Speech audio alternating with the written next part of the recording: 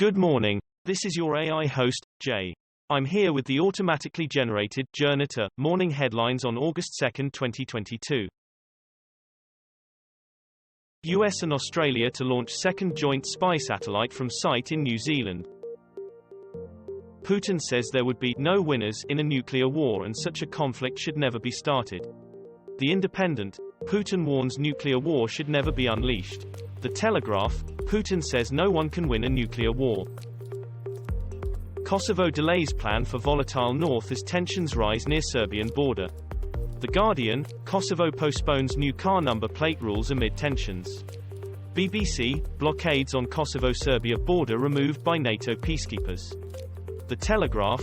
Kosovo delays new rules amid growing Serbia tensions. Politico Europe. NATO prepared to intervene amid rising tensions between Serbia and Kosovo. Aliku Ogorchukwu, wife of Nigerian killed in Italy, demands justice. UN chief warns world that humanity is just one misunderstanding away from nuclear annihilation. Sky News, nuclear annihilation just one miscalculation away, UN chief warns. BBC, UN chief warns world is one step from "nuclear annihilation." The Independent. World one miscalculation away from nuclear annihilation, UN chief says.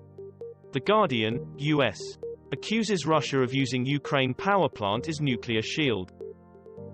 Shia factions mass in Baghdad raising fears of more unrest. The Guardian. Threat of protests, violent escalation stirs panic in Iraq. The Independent. Protesters occupy Iraqi parliament building in Baghdad for second day, BBC News. BBC News. Explainer. What's driving the power struggle in Iraq? Reuters. Iraq clerics followers camped out in parliament for second day. Guy Reffitt. Capitol rioter turned in by son gets 87 months in prison. BBC. Guy Reffitt. Militia member given longest sentence yet for role in Capitol riot.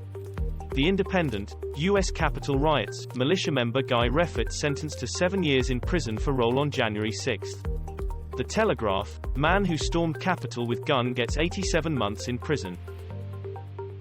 From middle-class doctor to the world's most wanted. Who was Ayman al-Zawahiri? Sky News. Ayman al-Zawahiri, al-Qaeda leader killed in US drone strike in Afghanistan, Joe Biden says. The Guardian. Al-Qaeda leader Ayman al-Zawahiri killed by US drone strike in Afghanistan.